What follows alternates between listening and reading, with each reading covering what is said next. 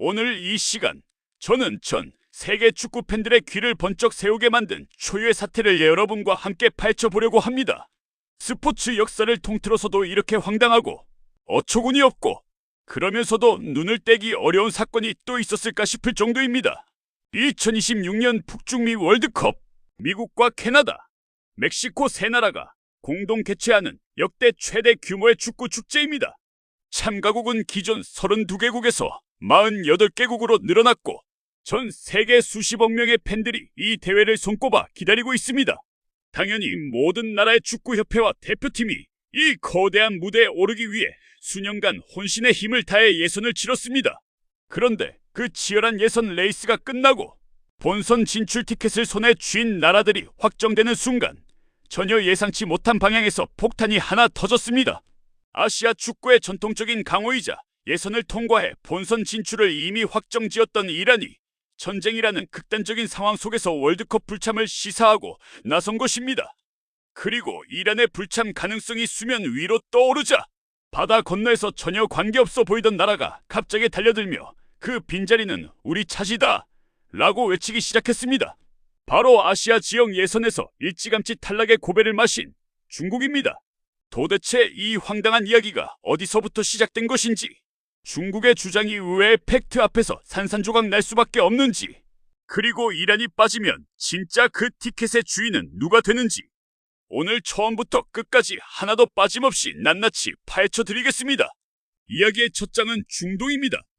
그리고 이 이야기를 제대로 이해하려면 지금 중동에서 벌어지고 있는 일들을 먼저 짚어봐야 합니다. 최근 미국과 이스라엘의 대규모 군사작전으로 이란의 최고 지도자를 비롯한 국가 수뇌부 상당수가 사망하는 충격적인 사건이 발생했습니다.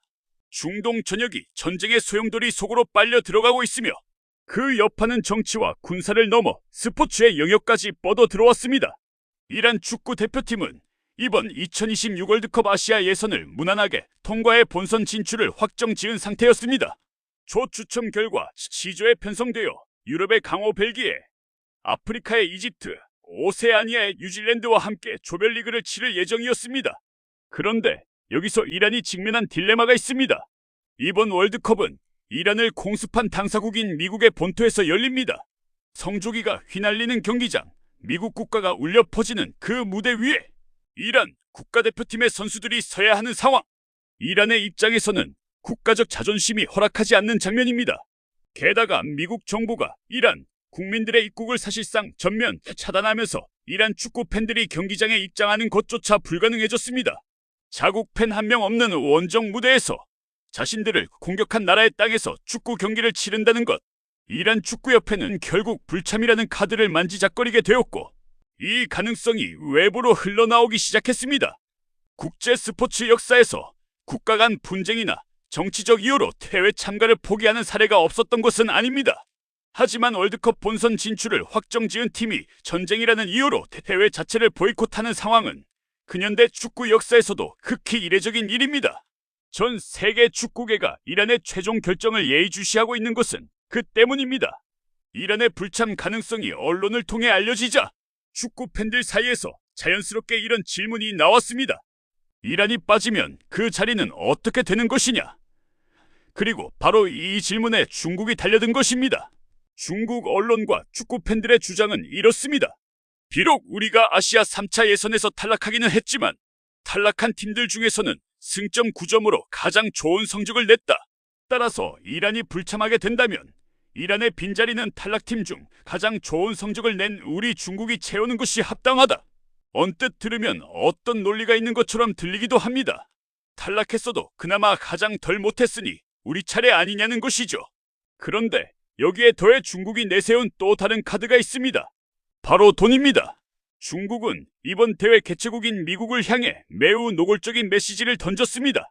14억 인구를 가진 중국이 본선에 출전하면 시청률이 폭발한다. 중국의 스폰서 자본이 이 대회로 몰릴 것이다. 세계 최대 소비 시장을 가진 나라가 참가하는 것이 피파와 대회 주최 측에도 이익 아니냐? 돈 좋아하는 미국 아니냐? 우리를 본선에 올려라. 자본주의의 본산인 미국에서 열리는 대회이고 피파 역시 재정적 이해관계에서 자유롭지 않은 조직이라는 것을 중국도 잘 알고 있습니다. 거대한 경제력과 시장 규모를 지렛대로 삼아 스포츠의 원칙을 돈으로 흔들어 보겠다는 전략이었습니다. 그런데 이 전략이 통할까요? 통하지 않습니다. 아예 성립 자체가 불가능합니다. 그 이유를 지금부터 피파의 규정에 입각해 하나씩 짚어드리겠습니다. 팩트 폭격을 시작하겠습니다. 우선 이번 2026 월드컵 아시아 지역 예선의 구조를 정확히 이해해야 합니다. 아시아 축구연맹 AFC에 배정된 월드컵 본선 티켓은 총 8.5장입니다. 기존의 4.5장에서 대폭 늘어난 숫자입니다. 예선은 여러 단계를 거쳐 진행되었습니다.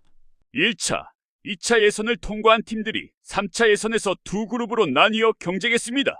3차 예선에서 각 조일 2위를 차지한 팀들이 직행 티켓을 받았고 3위와 4위 팀들이 4차 예선으로 내려가 추가 경쟁을 벌였습니다.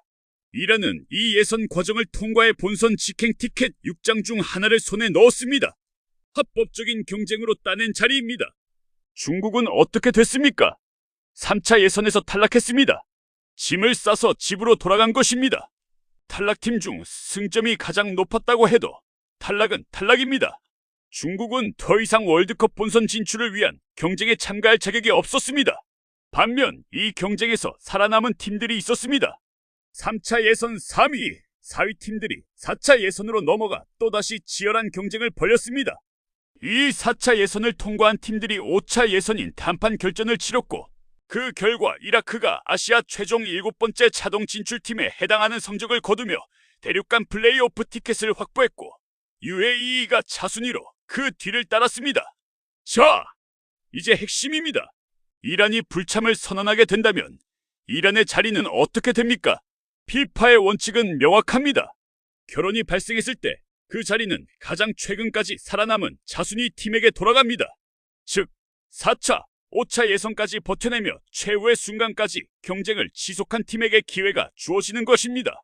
이란이 빠지면 이란의 본선 직행 자리는 4차, 5차 예선까지 살아남았던 이라크로 넘어갑니다. 이라크가 본선에 직행하면서 이라크가 가져갈 예정이었던 대륙간 플레이오프 자리는 그 뒤를 이었던 UAE에게 돌아갑니다. 이것이 스포츠의 원칙이고 피파의 규정입니다. 이 구조에서 중국은 어디에도 없습니다. 중국은 이미 3차 예선에서 탈락했기 때문에 4차, 5차 예선의 결과와 아무런 관계가 없습니다. 중국이 그 이후에 진행된 경쟁에 참여하지 않았으니 그 경쟁의 결과물인 본선 진출 기회를 주장할 자격이 없는 것입니다. 승점 9점이 탈락팀 중 제일 높다고요? 그것은 탈락팀들끼리의 비교입니다. 탈락했다는 사실 자체가 달라지지 않습니다. 탈락팀 중 1등이나 탈락팀 중 꼴찌나 본선 진출 경쟁과의 관계에서는 둘 다 동일한 처지입니다. 이미 경쟁에서 배제된 것입니다. 중국의 주장은 마치 이런 것과 같습니다. 마라톤 대회에서 반환점을 돌기 전에 이미 포기하고 집에 돌아간 선수가 선두 선수가 부상으로 완주를 포기하자 갑자기 나는 포기한 선수들 중에서 가장 빨랐다. 그러니 내가 1등상을 받아야 한다고 주장하는 것입니다. 그렇다면 중국이 돈으로 이 상황을 바꿀 수 있을까요? 역사가 명확하게 답해줍니다. 스포츠에서 규정에 의한 결혼 처리 방식은 돈의 논리로 흔들린 적이 없습니다. 사례를 한번 살펴보겠습니다. 1992년 유럽 선수권 대회 유로 92. 당시 유고슬라비아는 예선을 통과해 본선 진출을 확정짓고 있었습니다. 그런데 대회 개막을 불과 열흘 앞두고 유엔이 유고슬라비아에 대한 경제 제재와 스포츠 참가 금지 결정을 내렸습니다. 내전 상황이 이유였습니다. 유고슬라비아가 빠진 자리는 누구에게 돌아갔습니까? 예선에서 유고슬라비아 바로 뒤 순위였던 덴마크였습니다. 예선이 끝난 뒤 팀을 해산하고 각자 여름 휴가를 즐기러 갔던 덴마크 선수들이 급하게 소집되었고 그 덴마크가 대회에 나가 기적같이 우승을 차지했습니다. 축구 역사의 길이 남을 이야기입니다. 그런데 이때도 예선과 아무 관계없는 다른 나라가 우리 경제 규모가 더 크다, 우리 시청률이 더 높다 며 그 자리를 주장하지는 않았습니다. 2022년 카타르 월드컵에서는 러시아가 우크라이나 침공으로 인해 피파로부터 출전 정지 처분을 받았습니다. 러시아의 빈자리는 어떻게 됐습니까? 러시아와의 플레이오프 경기가 예정되어 있던 폴란드가 부전승 처리로 그 자리를 이어받았습니다. 역시 규정과 경쟁 순서에 따른 처리였습니다. 이 두 사례가 공통으로 보여주는 것은 무엇입니까? 결혼이 발생했을 때 그 자리는 철저히 예선 성적과 규정에 따라 가장 최근까지 경쟁에서 살아남은 차순위 팀에게 돌아간다는 것입니다. 인구 규모도, 경제 규모도, 스폰서 자본도, 정치적 영향력도 그 원칙을 바꾸지 못했습니다. 중국이 아무리 14억 인구와 막대한 자본을 내세워도, 아무리 우리가 들어오면 대외 수익이 늘어난다고 설득해도 피파가 자신들이 만들어 놓은 규정을 스스로 어기면서까지 탈락한 나라를 본선에 올려보내는 전례를 만들 수는 없습니다.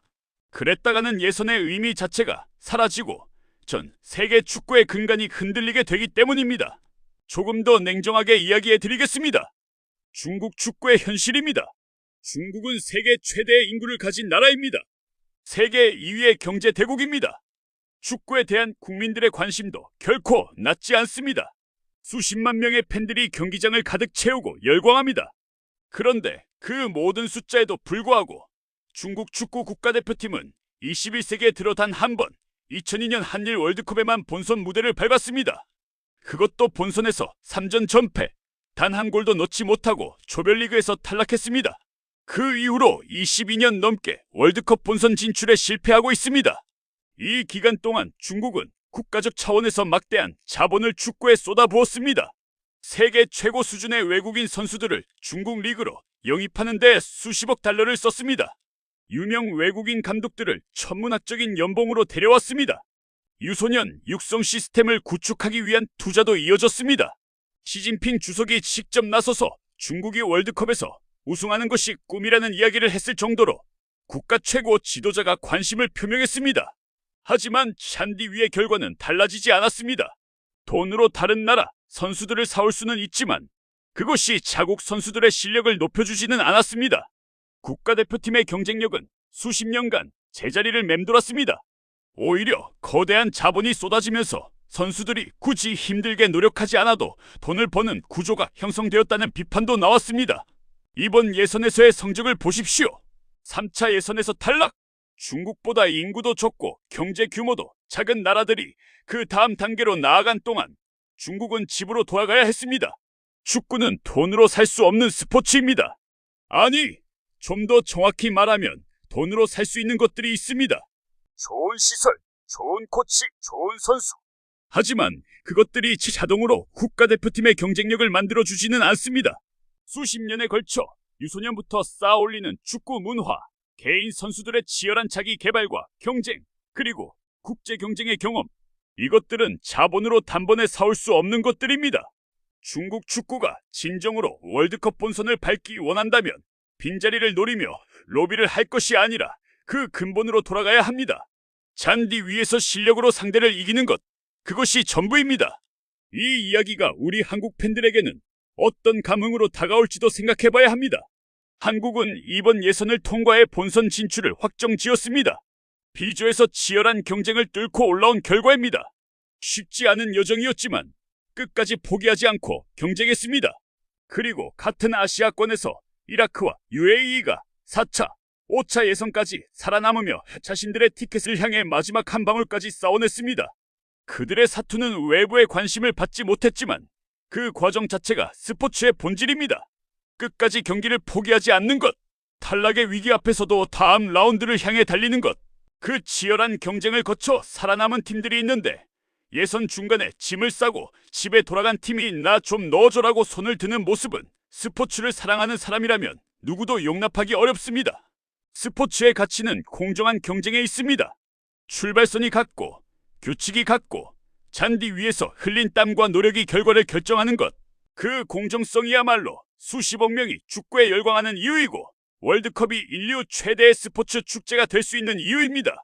그리고 바로 그 공정성은 14억의 인구도, 수십조 원의 스폰서, 자본도, 세계 최고 지도자의 정치적 의지도 살 수 없는 것입니다. 정리해 보겠습니다. 이란의 2026 월드컵 불참 가능성은 전쟁이라는 비극적인 상황에서 비롯된 것입니다.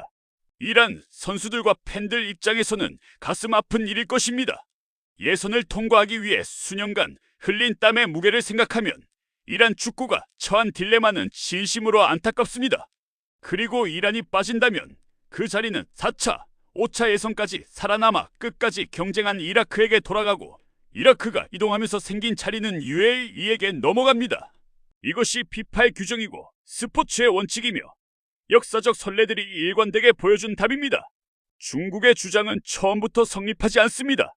3차 예선에서 탈락한 팀이 4차, 5차 예선까지 싸운 팀들을 제치고 본선에 간다는 것은 규정에도 없고 선례에도 없고 스포츠의 상식에도 없습니다. 돈의 힘으로 그 원칙을 비틀 수 있다고 생각했다면 그것은 중국 축구의 가장 근본적인 착각입니다. 중국이 진심으로 월드컵 본선 무대를 원한다면 그 길은 하나입니다. 돈다발 흔들기를 멈추고 다음 예선에서 잔디 위에서 실력을 증명하는 것, 그것이 전부입니다. 오늘 준비한 스포츠 비하인드 팩트체크는 여기까지입니다. 이란의 최종 결정은 아직 나오지 않았습니다. 국제 정세가 어떻게 흘러가느냐에 따라 이란이 극적으로 참가를 선언할 수도 있고 보이콧을 공식화할 수도 있습니다. 3월 말 멕시코에서 열릴 대륙간 플레이오프의 향방도 전 세계 축구 팬들의 눈길을 끌고 있습니다. 어떤 결말이 나오든 한 가지만은 확실합니다. 예선을 통과하지 못한 나라가 돈과 로비로 그 자리를 차지하는 일은 없을 것이라는 사실입니다. 그리고 그것이야말로 우리가 여전히 축구를 사랑할 수 있는 이유이기도 합니다. 오늘 이야기가 재미있고 유익하셨다면 구독 버튼과 좋아요 그리고 알림 설정까지 눌러주시기 바랍니다. 중국의 황당한 주장이 규정 앞에서 어떻게 박살나는지를 명쾌하게 정리해드리는 이야기 마음껏 주변에 공유해주셔도 좋습니다. 다음 시간에도 뉴스에서는 다 말해주지 않는 스포츠의 이면과 팩트들로 찾아뵙겠습니다. 끝까지 함께 해주셔서 진심으로 감사드립니다.